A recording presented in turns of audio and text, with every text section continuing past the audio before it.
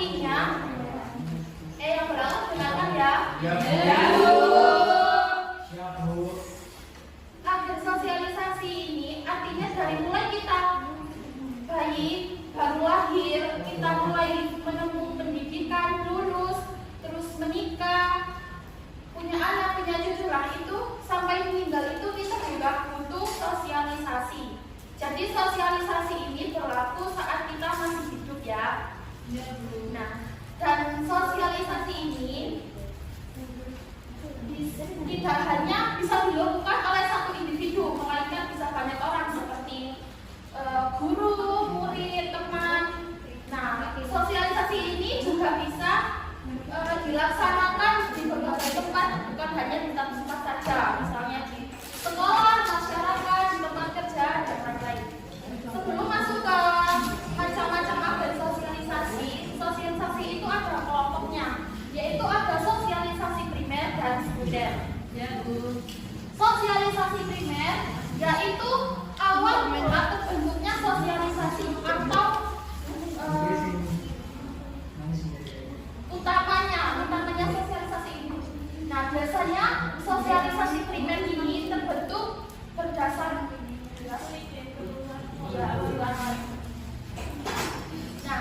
biasanya sosialisasi primer ini terbentuk pada lingkungan keluarga.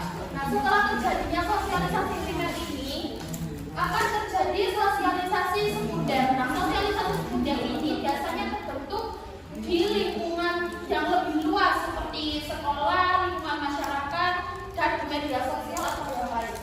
Nah, selanjutnya masuk ke macam-macam agen sosialisasi. Nah, yang pertama ada lingkungan keluarga. Ada yang bisa membacakan? Saya dulu. Ya, silakan. Mbak Nana.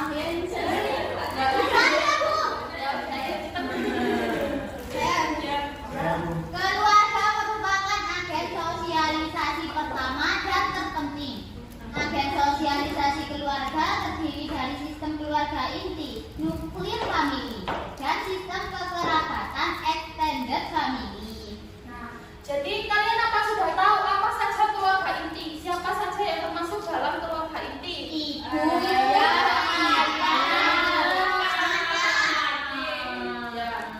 Intinya keluarga inti itu terdiri dari ayah, ibu, anak, atau saudara kandung yang masih tinggal dalam satu atap. Nah, siapa yang tahu kekerabatan? Sistem kekerabatan? saudara, sepupu, Ya, G, Pak G, Bule, tante, ya betul semua. Jadi sistem kekerabatan itu seperti kakek, nenek, paman, bibi, sepupu, ponakan dan lain-lain. Nah, sosialisasi di lingkungan keluarga ini termasuk dalam kelompok sosialisasi primer dikarenakan keluarga ini memiliki peran yang sangat penting di dalam anggota keluarganya tadi. Jadi kepala keluarga ini memiliki peran penting untuk membentuk karakteristik di keluarganya tersebut. Itu paham? Yang kedua ada sosialisasi di lingkungan sekolah. Ada yang bisa membacakan? Ya, silakan. Individu dihadapkan pada berbagai pengalaman berbeda di sekolah. Mereka berinteraksi dengan orang-orang dari berbagai latar belakang agama, kelas sosial, ras, etnis, dan kebudayaan. Ada yang mengerti maksud dari penjelasan di sini? Setiap orang beda, kayak misalnya saya agama Islam misalnya, terus juga agamanya Kristen gitu. Ya, jadi kita harus saling melengkapi ya, harus saling gotong royong. Kita tidak boleh membedakan antara ras yang misalnya ada ras kulit hitam, ada ras kulit putih. Jadi kita tidak boleh. Aku nggak mau berteman sama dia soalnya dia kulitnya hitam, aku nggak mau.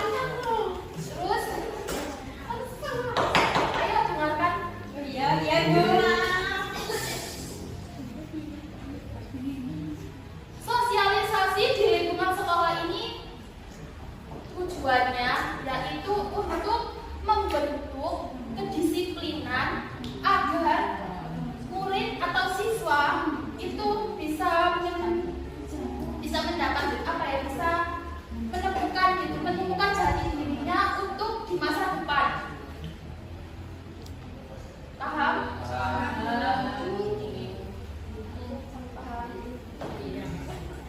Lanjut ya. Ya Ibu. Yang ketiga ada sosialisasi di lingkungan teman sepermainan. Ada yang bisa membaca? Sosialisasi juga bisa terjadi di antara kelompok sepermainan, baik teman sebaya maupun tidak sebaya. Ya. Jadi kita itu harus berteman semua. Tidak boleh aku gak mau teman sama itu. Soalnya belum aku. Kan kalau belum aku bisa atau kenalan atau gimana.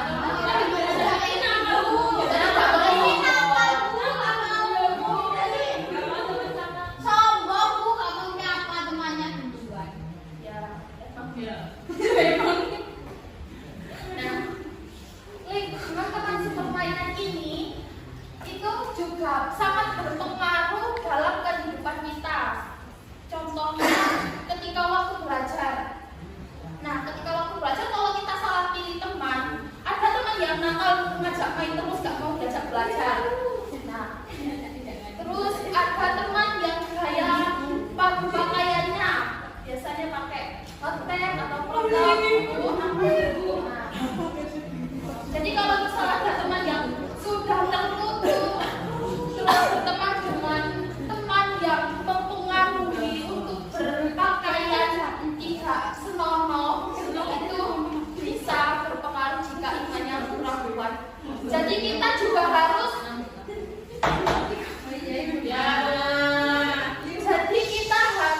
pintar dalam berpilih-pilih teman juga.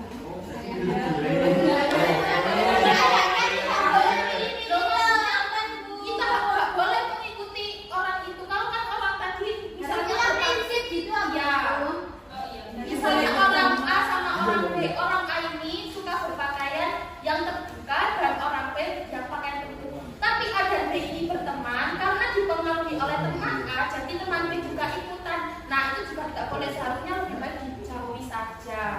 Atau bisa kita bilang kepada teman yang A untuk berpakaian lebih sopan lagi. Enggak dengerin diceramai gitu tak Bu. Ya, dikasih tahu. Paham? Lanjut ya.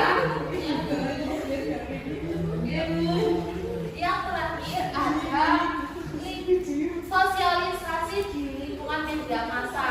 Nah, sosialisasi di lingkungan media massa atau biasa kita kenal dengan sosial media ini adalah sarana atau alat komunikasi yang digunakan untuk menyampaikan pesan, informasi atau hiburan kepada masyarakat luas secara serempak dan meluas. Jadi kita harus pandai-pandai untuk menggunakan Sosmed, ya, HP Bu, Facebook. ya, Instagram. Jadi kita ambilnya dari sisi positifnya saja ya, jangan ambil sisi negatifnya. Positifnya dalam menggunakan sosial media itu, biasanya kita membuka artikel atau alat untuk memudahkan kita dalam belajar. Jangan untuk buat scroll TikTok, main game, Lebih seru scroll TikTok Bu daripada kalau bisa kurang, apalagi sebentar lagi kan liburan. bosan Bu baca artikel terus. Iya Bu. Bapak Ya kalau bosan tapi pengen lihat video edukasi ya, jangan lihat video TikTok. Biasanya TikTok itu ada yang Iya Bu, ada TikTok ada. dari uang, ya cari yang lain lagi yang menarik buat pembelajaran ya.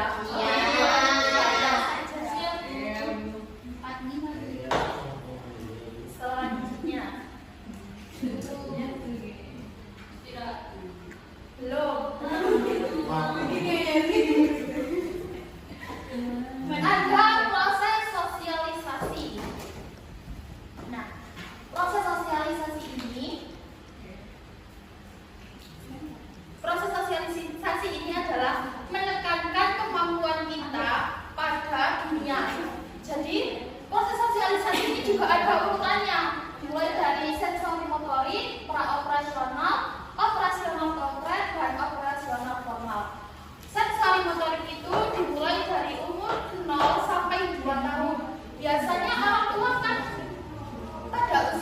tersebut mengajarkan anaknya untuk memegang atau meraba sesuatu yang mungkin mereka belum tahu sebelumnya. Ya, seperti ada kan anak kecil biasanya dikasih mainan silikon atau apa gitu kan. Saya kalau mainan beras-beras mau buat sensor senjatanya. Ya mungkin ya. Yang kedua ada praoperasional. Ada yang tahu merasa praoperasional ini dari umur berapa sampai berapa? 3 bulan nanti 2. Ya sampai 15. salah. 7 sampai 11 Bu. 6 tahun. 3 sampai 6. Jawabannya 3 sampai 7 tahun. 3 sampai 7 tahun. Operasional itu masa praoperasional ini biasanya terjadi pada anak TK atau biasanya sebelum masuk SD itu. Nah, di situ anak-anak kan sudah mengenal bahasa-bahasa atau kata-kata misalnya dikasih gambar mereka sudah bisa mendeskripsikan atau sudah tahu lah itu gambar apa gitu. Jadi mereka sudah bisa menggunakan kata-kata sehari-hari, cuma masih belum bisa seperti orang dewasa pada umumnya, karena mereka kan masih ada yang biasa cadel atau gimana gitu ya.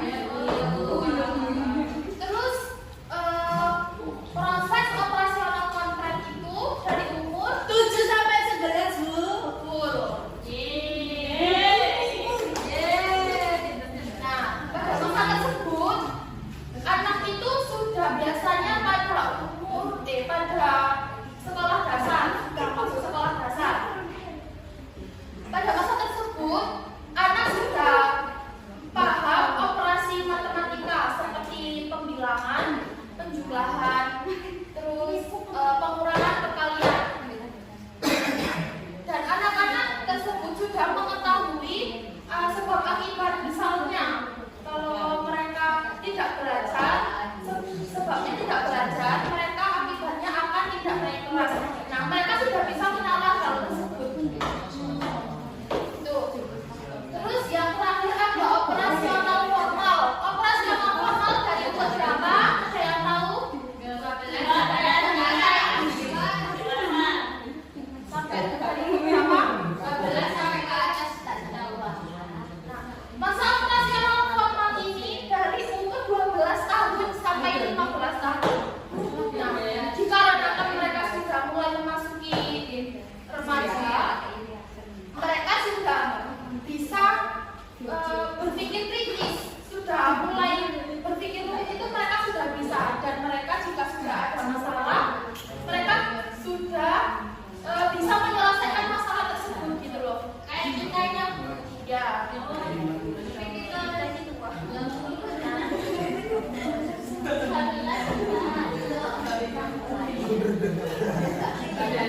Ada yang ditanyakan? Saya Bu. Ada tugas aku. Itu ini pasti ya siapa? Saya Bu. ya Jadi ketika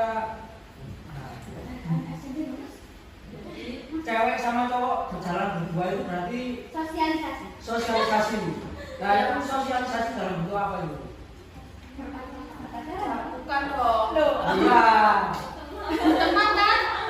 Ya, Misalnya kalau di sekolah kalau ada cewek sama cowok berjalan kan nggak mesti pacaran. Ya bisa aja mereka mengerjakan tugas kelompok.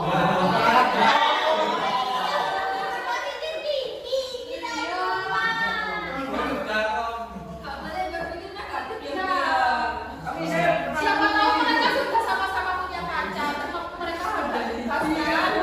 Kalau boncengan kan satunya bisa ojol atau saudara mungkin ya. Selanjutnya saya kasih video ya, tapi harus diam. Oh iya boleh bisa. Silakan aja Bu, silakan Bu, silakan Bu.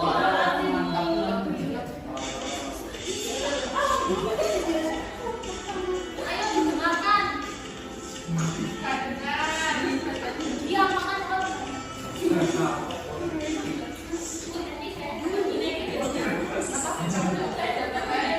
Ya.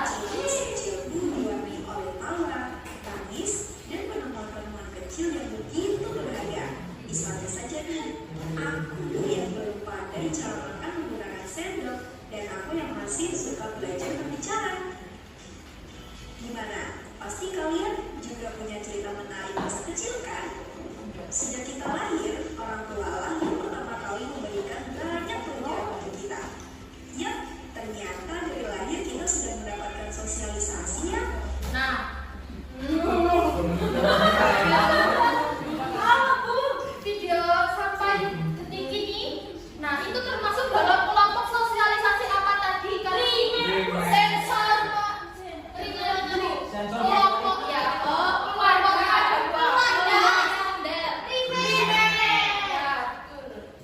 Sosialisasi itu sebuah cara bagi manusia dalam belajar, membentuk kelompok, dan berhubungan dengan manusia lainnya yang berkaitan dengan nilai dan norma. Nah, kalau contoh tadi itu dikenal sebagai sosialisasi pendek yang biasanya saat anak berusia 1 sampai 5 tahun. Bisa dikatakan sosialisasi pendek ini sebagai sosialisasi pertama yang dialami oleh seorang individu di masa kecil. Siapa lagi kalau bukan keluarga yang menjadi agen dalam sosialisasi pendek ini. Nah, setelah individu ini sudah mengenal apa saja yang ada di keluarga, dia mulai dikenalkan tentang nilai-nilai baru di dalam lingkungan keluarga. Kalau hari Minggu, kamu pasti mulai diajak orang tuamu kan untuk ikut kerja bakti di sekitar rumah kamu. Nah, itu artinya kamu mulai dikenalkan dengan sosialisasi sekunder atau proses lanjutan yang mengenalkan seorang individu terhadap berbagai bidang baru dalam masyarakat. Waktu aku pertama kali belajar naik sepeda, aku diajarin oleh kakakku sampai aku jatuh terus. Tapi aku terus belajar yang namanya kesabaran dan ketekunan.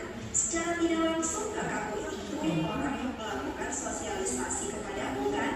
Atau istilah singkatnya adalah agen. Agen sosialisasi tidak hanya dari keluarga saja loh. Misalnya nih, kalau lagi jam pelajaran, ada guru yang berinteraksi dengan murid-murid. kalau di sekolah termasuk dalam kelompok apa? Kelompok sosialisasinya? Proses kegiatan belajar. Nah, bisa kita lihat di sini, sekolah menjadi tempat kamu untuk belajar dan berkembang melalui apa yang disampaikan oleh guru di kelas. Lanjut, ada media massa. Siapa sih di sini yang tidak suka menonton film? Pasti kalau kalian menonton film, ada tokoh yang kalian favoritkan. Misalnya nih, kebaikannya, kesabarannya, ketekunannya, atau bisa juga karena kepandaiannya. Nah, secara tidak langsung, media massa ini sudah memberikan kita nilai atau amanah yang bisa Yang belakang digunakan ya. yang terakhir nih, melalui teman sepermainan. Mudahnya seperti dulu waktu hari kemerdekaan, ada beberapa kampung dari aku, dan aku bergabung dalam sebuah tim bersama teman-teman sepermainanku. Berkat kerjasama kami yang luar biasa, kami berhasil memenangkan lomba itu. Dari situ aku belajar apa yang dilihat dari teman-teman sepermainanku, sehingga aku sendiri bisa mendapatkan nilai dan norma yang baru. Menurut Herbert Mead, seorang tokoh sosiologi, sosialisasi ini ada tahapannya yang perlu kamu ketahui loh. Sejak kamu lahir ke dunia dan membuka mata, kamu digendong oleh orang tuamu dan perlahan mulai dikenalkan oleh orang di sekitarnya. Ini disebut sebagai tahap persiapan. Makanya peran keluarga di tahap ini nih sangat penting. Lanjut ke tahap meniru. Sesuai namanya saja sudah bisa kita ketahui ya.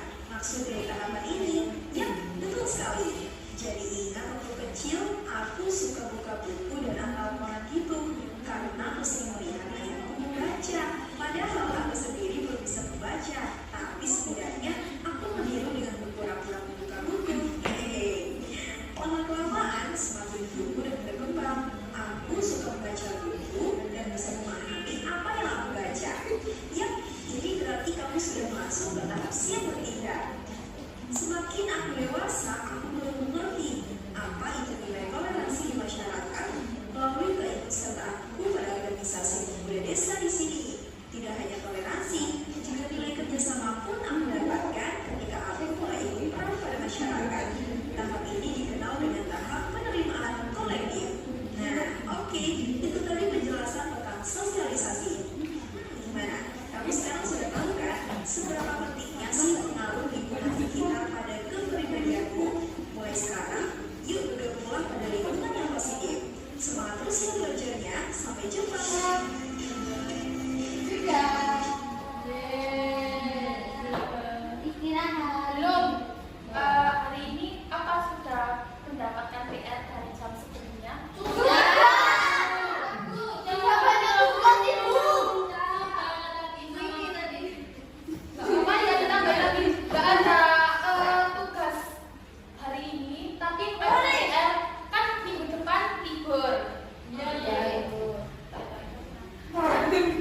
Jadi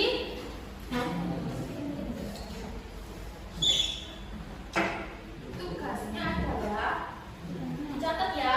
Ya. Berarti dikumpulkan setelah hari raya, Bu.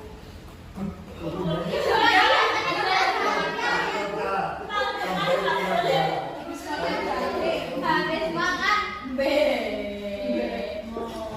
Tugasnya nomor 1. Nomor 1 Halima. Ceritakan pengalaman liburan kalian. Nggak pernah Nggak pernah liburan itu maksudnya liburan sekolah ya. Oh iya. Anjing, Bu. Di rumah liburan dengan masih